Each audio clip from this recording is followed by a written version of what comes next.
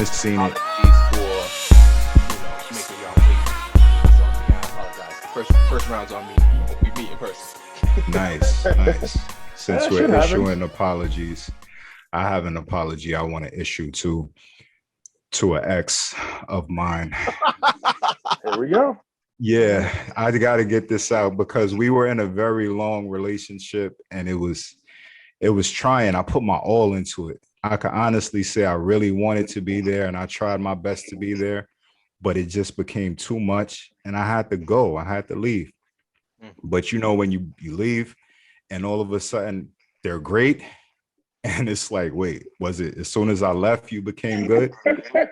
So in the spirit of apologizing to exes, to the New York Knicks, I am so sorry. Please forgive me. How I was wondering where this is going. Please forgive me. They won 8 or 9 in a row. They're 4th place in the East. I know I bought a Lakers hat and I celebrated when they won last year. I didn't mean it. I was coming right back. It was the bubble. I just wanted to win. So please, They're gonna fumble the bag. Give them time. They got time to mess it up. it's been so many years. Why are they so good now all of a sudden? they were busy out collecting the Infinity Stones. They snapped away the Yankees, and now they're number one. Oh boy. All right. Hold on. Let's we're deviating. What's up, fellas? First, let me greet y'all. What's going on, Kings? How everybody's doing? Yeah, I can't. Can't complain. Cool for Hey, your can screen. y'all hear me? You hear me fine? Because I know my screen is acting up. It's freezing. Yeah, your screen's frozen. Yeah. Hey, Yeah. Okay. All right. I don't know what's going on, but This is not me. Man down. The Yeah. show must go. Oh, B, I got those the Google thing you was talking about. Uh-huh. Thumbs up, bruh. Immediately, right? For the Wi-Fi. Yeah, Yep. yeah. It took me a little minute. I had to rearrange it, but good money now. Definitely, it was worth it. And the lady tried to get me. She tried to make me get the one that was $349, but I was like, wait, I checked before I came. Where's this one? She was like, no, the price is right there. I was like, no, I don't care what it say like, no, on the your price is shelf. here. On my phone, it say $199. This is where's this box? This is the box I'm looking for. I don't know why the register said that because the total was way off.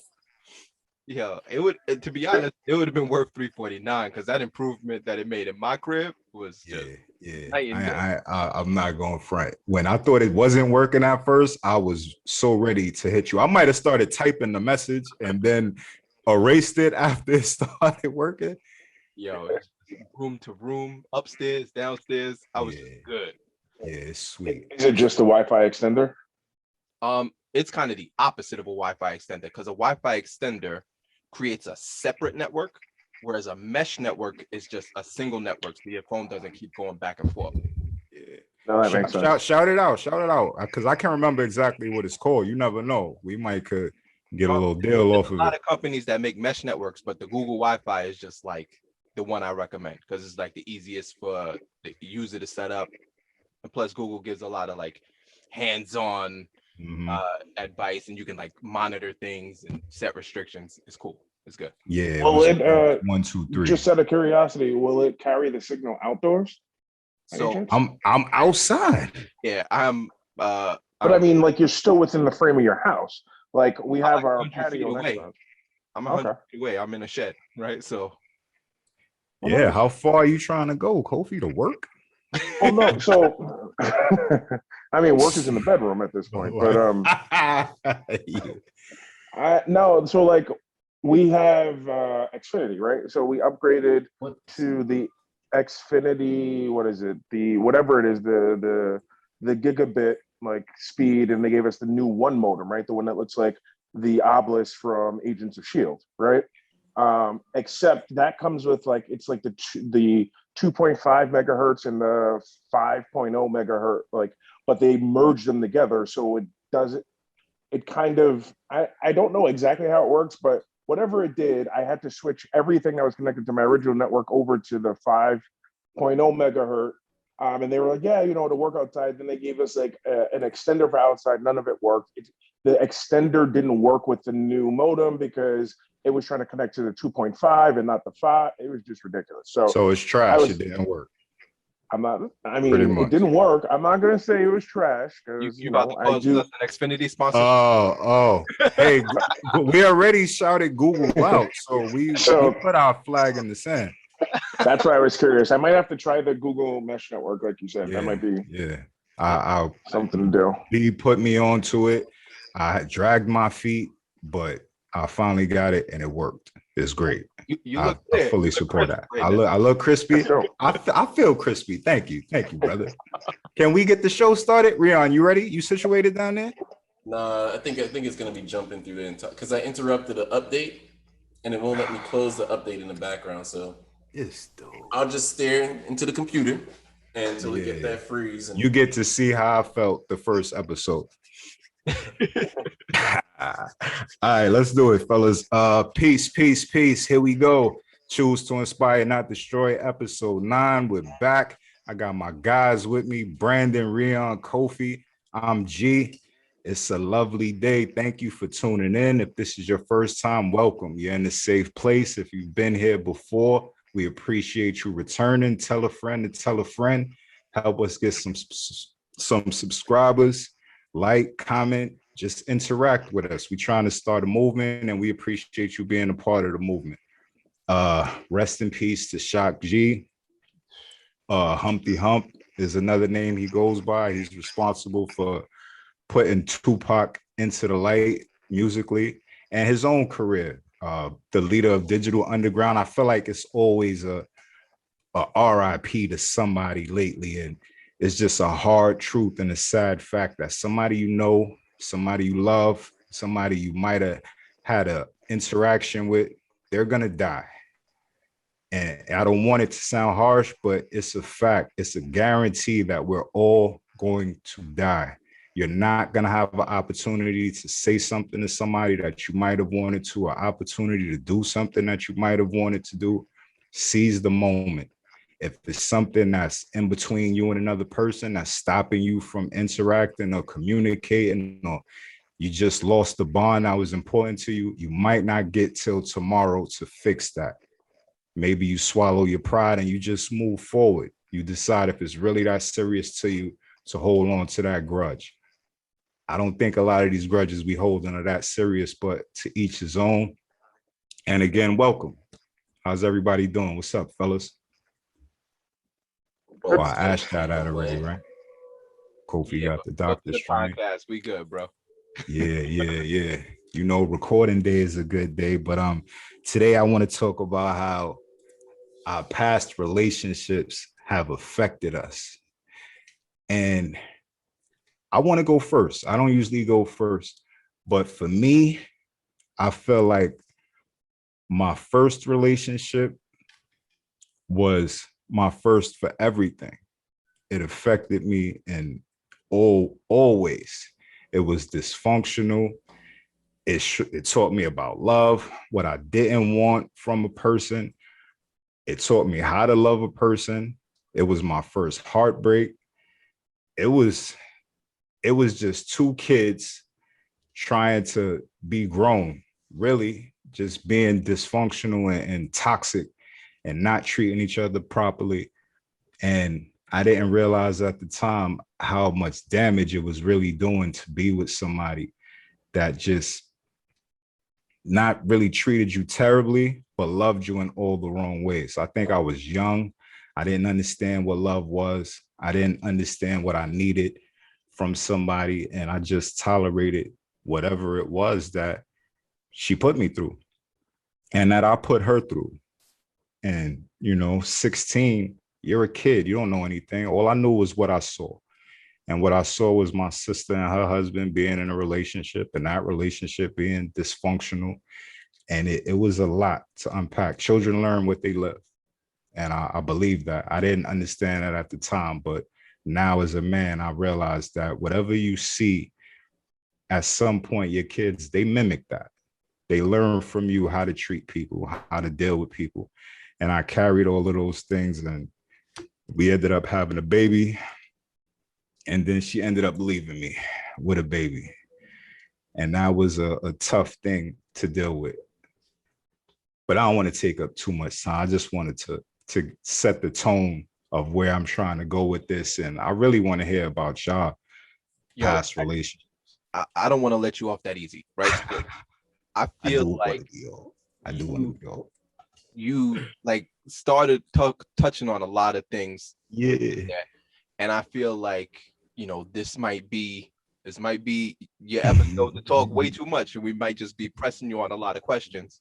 And maybe, you know, next episode I'll get to speak on mine. But like, so you're saying you followed a bad relationship model.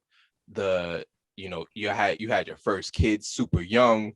You were left with there's a lot of ellipses in this here story that you're telling.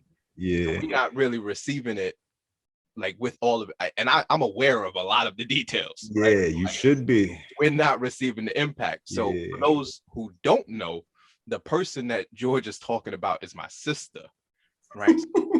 My sister was the person with whom he had that baby, and she is the person who disappeared as a mother, right? So like, I have no shame in saying like this is the reality of the situation, right? So I welcome you to like go into detail, elaborate. Like, so y'all was 16. How old were y'all when y'all had your first son? I was 19. So I was fresh out of high school. I think, in all fairness to her, like not really trying to spare her, but you know how they say hurt people hurt people. I think we both were looking for a certain amount of comfort in each other to get away from our other lives, I guess our real lives in a sense. And we just were moving too fast, way too fast. And she spoke my love language without me even knowing what a love language was. And I think that's why I tolerated so much. And we just didn't leave each other alone. You know, it was a thing where breaking up and getting back together was a regular thing, to where I thought that was how relationships worked. And it's not. That's not what you do to somebody.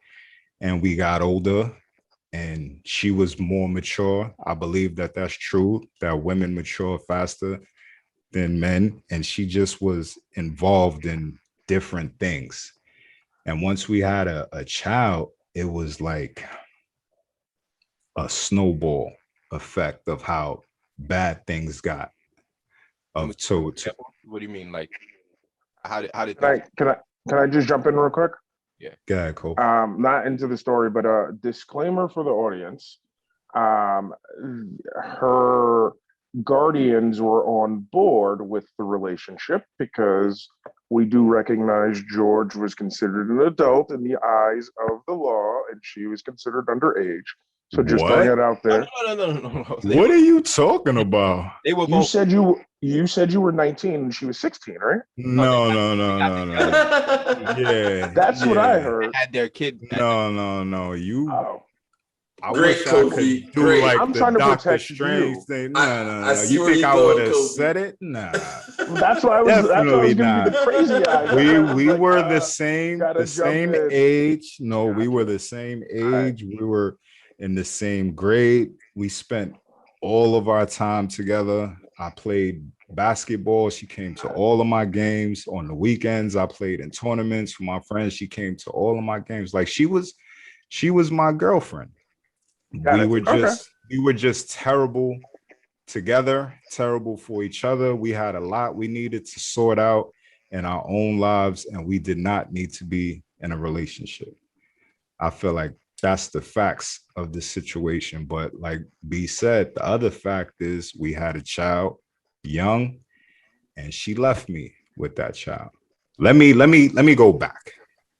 So we're dating, and it's been a while. All through school, we spent a lot of time, and she didn't leave immediately after we had the child. We continued to date. We continued to be terrible for each other. And it got to a point where she wanted to get married.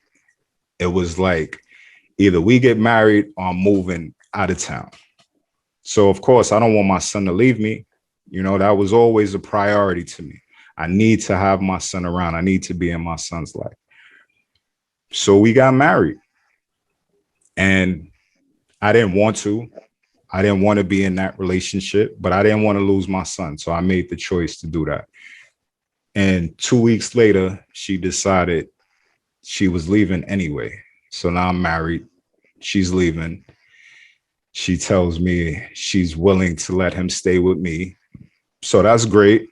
You can go. I'll deal with everything else after. She leaves him at my sister's house. I'm at work. My sister calls me and says, hey, she's here with the cops. She wants Christopher back. She said, you took him without her permission. So I had to let him go. They went away. She moved. I continued to go see him. I snuck away because I was in a relationship at the time. And every month I was going out there to see him because I was going to make sure I saw my son and make sure he was okay. I get a phone call from who she was staying with out there, who was supposed to be her brother. Hey, she can't stay here anymore. I just kicked her out. She left your son here. You need to come get your son. I live in New York. They're in Georgia. I go to Georgia. He's with her. I get my son. She lets me bring him back. She stays out there. Eventually, she's coming back and forth.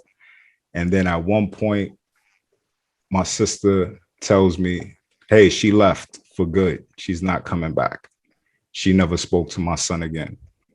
He was probably around 7. Me and her never spoke.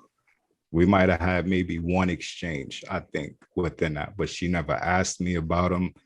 She never sent me any money to take care of him. It was no contact. It was almost as if it never happened, like she never had a child. And from that point on, he was my responsibility. And I had to live with that. So, I mean, I can't give her side of the story, right? Because I mean, I don't respect deadbeat dads, and I definitely not gonna respect the deadbeat moms, right? So I'm never excusing that behavior from her. That's some corny shit till death, right? But I'm sure that I've heard. Let me rewind a little bit back. My sister is full of shit.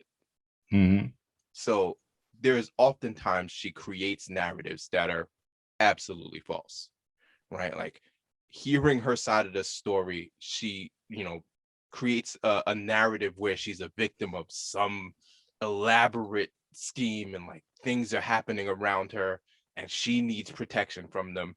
And then later you will find out she's full of shit. Is it borderline sociopathic? Absolutely. Like she's definitely like over the edge, right? Like, okay, it's always something. And we'll get into some of those stories another time. I don't want to distract from the topic. But I'm sure I've heard situations or scenarios created by her where like you wouldn't let her see Christopher, right? Or like she like because we asked, right? Like we wanted to see our nephew, right? So like I have 2 sisters. Tiara's a twin, right? So Tiara and Ciara had children kind of lockstep with Tiara, right? So like Christopher has a cousin named Desire who was very close to him growing up. Yeah. So they were kind of like 1 and 1. So often I would like try to find out what's going on with Christopher just on behalf of Zaire, right? So like, yo, Zaire wants to know what's up with Chris. Can we get in contact with George's sister? Can we get in contact with George? Like, yo, can you give us something, right? Like reaching out to my sister from that perspective. And it was often presented as like you're roadblocking, right? How much of that is true? 0. 0% of it is true because I didn't know she was leaving. I didn't know when she left. He didn't know. So after a while, a year goes by, maybe 2 years goes by, some time goes by, and I create a a Twitter account. Like I have no idea how to get in contact with her. So I create this Twitter to try and find her and reach out to her. She doesn't respond to me, but somehow the person I'm in a relationship with at the time, who was Austin's mother, Austin is my youngest son, she finds a way to get in contact with her to make it seem like I reached out to have a relationship with her. So at no point did she ever ask about Christopher. And the only reason why he wasn't available really to you guys was because when that incident happened where she told me he could stay with me and she would leave, and she brought the cops to my sister's house to take him, once I had him, it was over for that. It was straight, I'm going to protect my son, and something crazy is going to have to happen for somebody to come over here and take him from me. She will not have the chance to take him from me again. So I removed, it wasn't, I knew where Sierra stayed. I knew I could get in contact with her. But in my mind, if I let him go visit or sleep over with anybody, there's a chance that I might have trouble getting him back. And at that time, there was nothing that I would do or wouldn't do to get my son back. It was a zero tolerance for any of those games. You took him, I didn't fight that. Once I got him back, that was it. Her window was closed as far as that. But if she reached out, then we could have figured that out for her to be around. She chose not to be around. And that I couldn't understand it for a lot of years. It was like, you didn't just leave me, you left him. I didn't really care if you left me. You left your child. How could you live with yourself? And why make up lies or stories about it? Like I would never keep a child from his mother, because I know that's how I'm up here all the time talking about losing my mother. How could I keep him from his? I've always given him the option to want to speak to her if she reached out to him, or to want to communicate and understand what happened, because that's important for him as he grows into a man, to understand that it wasn't his fault that she wasn't around. He didn't do anything. He don't need to carry that burden. He doesn't deserve to carry that burden. No child deserves to have that placed on them, to be wondering why their parent don't want them. That got to be one of the worst feelings in the world. So I would never do that to her. I wouldn't have did that to y'all. But, you know, it was protect mine. And that's always going to be what I stand on. I'm always going to protect mine. So, I mean, I never faulted you for that, right? Like, and even when we started communicating, I made sure you knew, like, I would have did the same thing, right? Like, I understand protecting your child. With that said, right? So keep trying to keep on the topic at hand. How did that affect future relationships? Yeah, I was terrible. Like, dysfunction is so, it's almost addictive in a way that you don't even know you're being dysfunctional. So you start a fight with somebody just because things seem like they're going too good, and you're just used to fighting all the time. It's like, it's just natural. You know, people don't usually just bounce back from an argument so quickly. But in that relationship, that was what we did. It was, we fight, 5 minutes later, everything is okay. We're being physical or whatever it is. And it's like nothing ever happened, but that's not real life. That's not really how things go. People need time to process stuff. It just made me not trust. You know, she was a cheater. It made me think that not cheating was okay, but it wasn't as serious as it really is. You know, once you cheat on somebody, it's over. Once that trust is broken, there's no getting it back. That person is damaged for life. They might take you back, they might stay in a relationship with you, whatever, but you're never going to get back to that original space you was in before you caused that damage. And with her, I learned to accept it. Just like, oh, that's just a part of some relationships.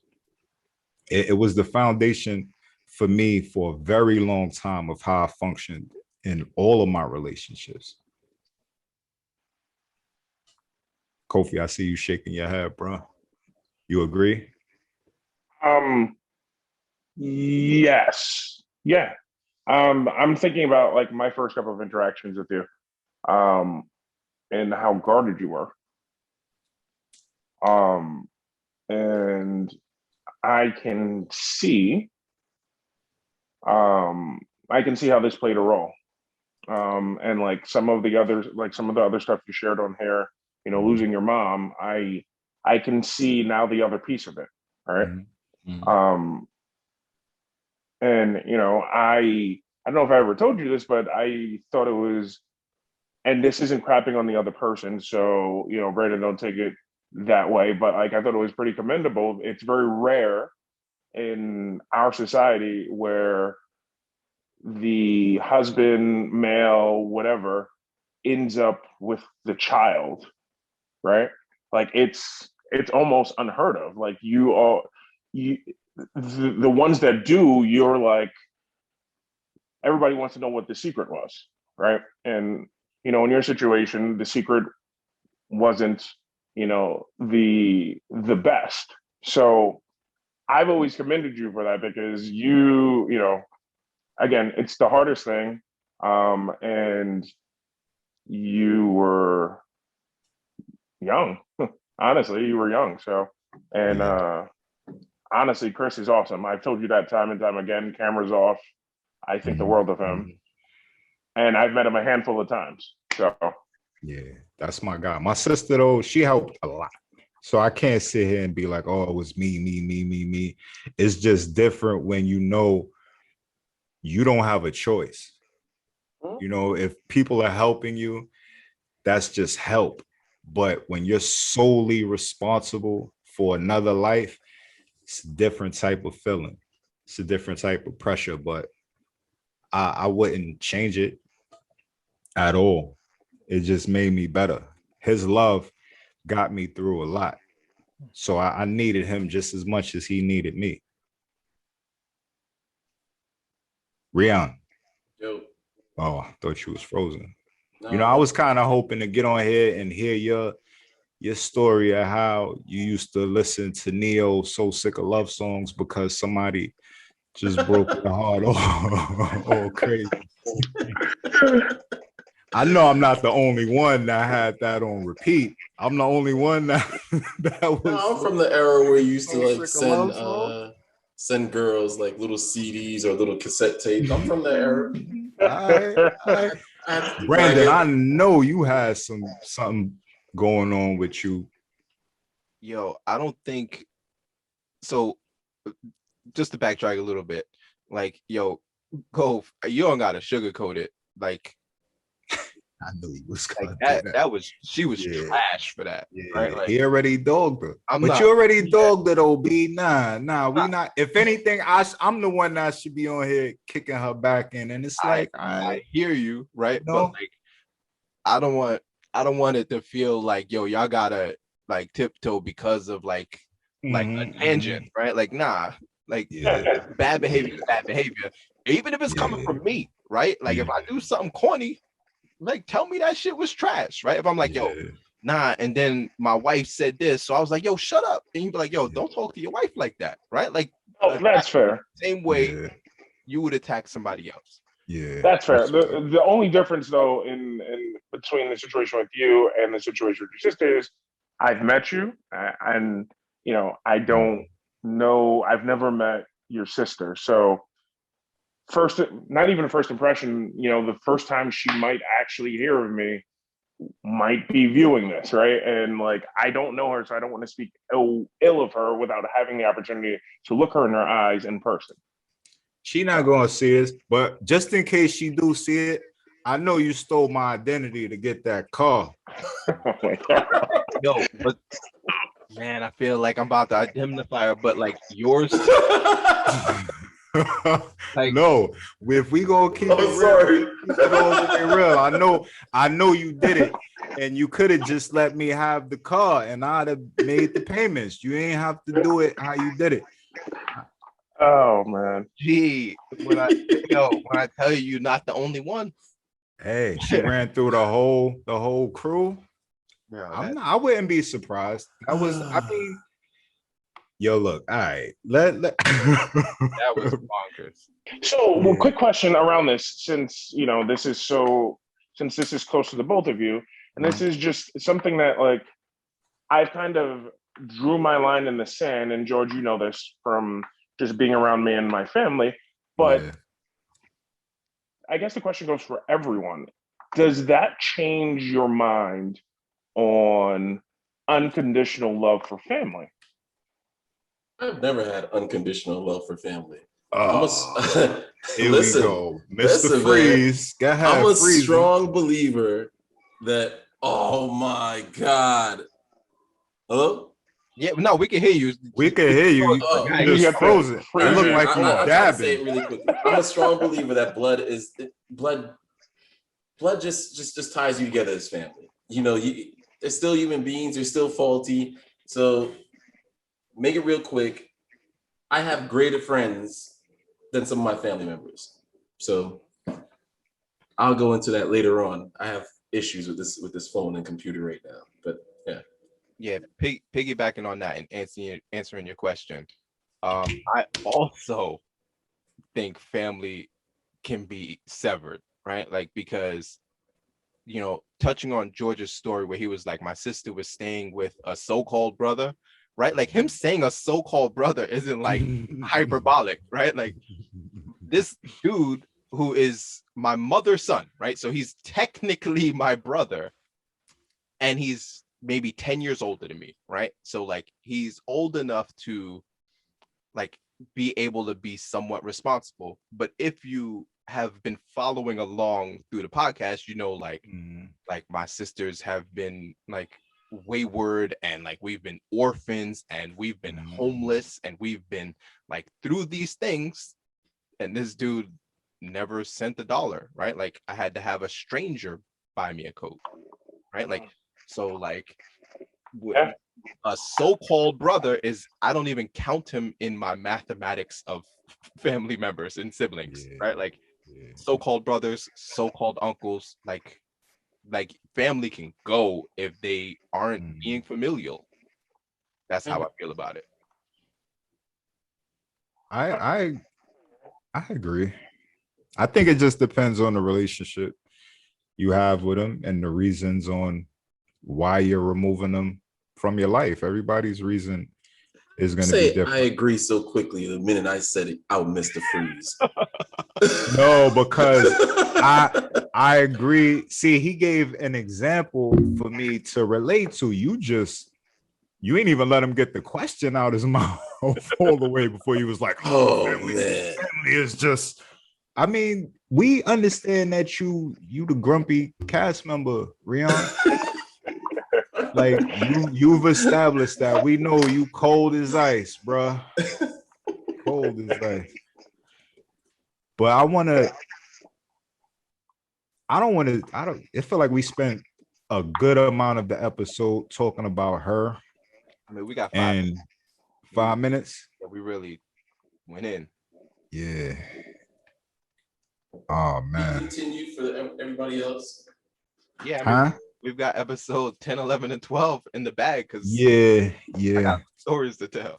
Yeah, because we didn't even get to the whole evolution of dating, how these relationships really affected you. Y'all gotta get yours off. So I guess this was more focused about, but I'm aware at how damaged that one relationship made me.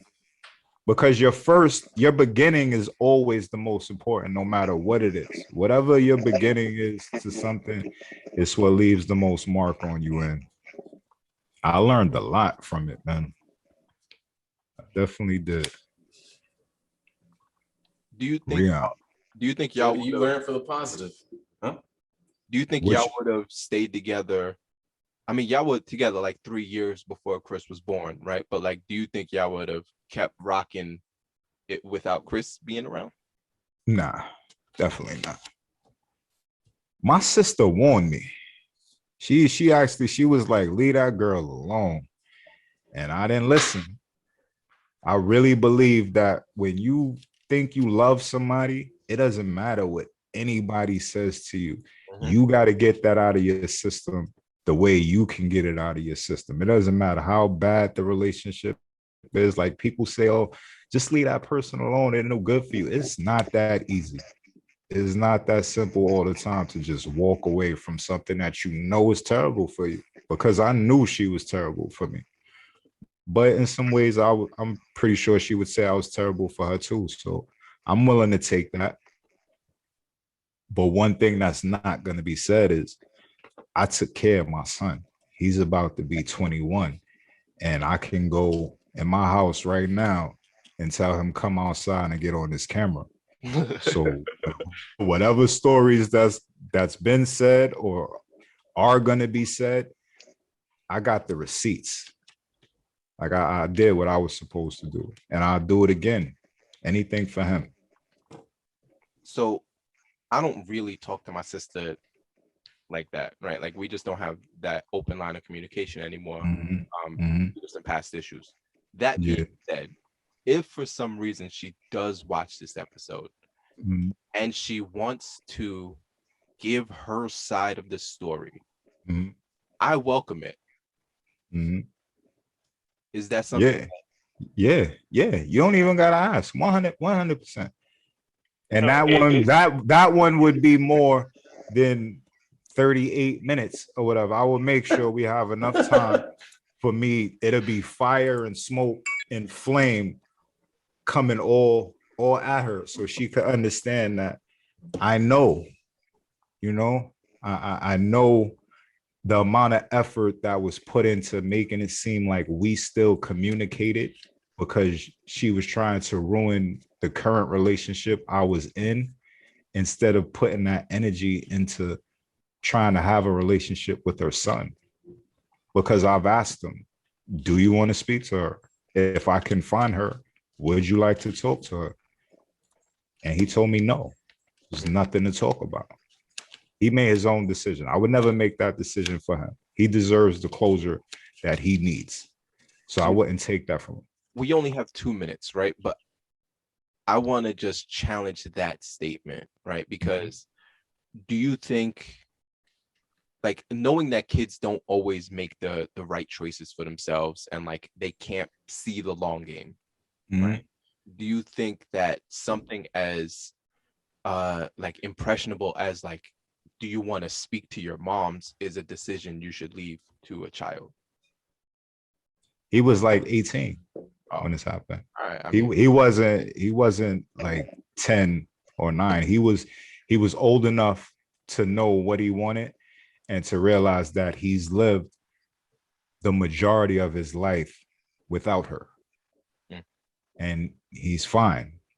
Maybe on the inside, he got some things that he got to work out, and he's about to be a man. That'll be his choice. But I carried him to this point. So whatever he does from here, I'm going to support him, because I know that question come off. It sounded like I was being a little bit aggressive, but I wasn't trying to attack you with that question. No. With this one, I'm supremely confident that I did everything I needed to do to protect Christopher and for him to be a functioning person in the world and to know that he's loved, and I will never leave him. We've been through a lot together. I didn't just raise him. We raised each other. Indeed. That was fire, right? I know that was deep. Kofi, can I get like who's up next? That was good.